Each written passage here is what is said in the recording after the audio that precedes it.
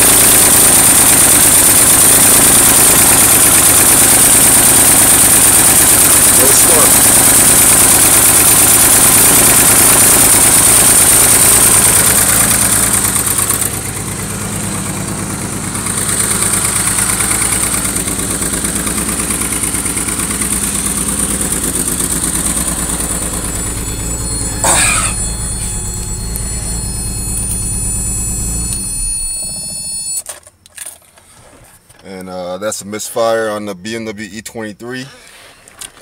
At first I thought it was my fuel filter or fuel pump. In this case it wasn't.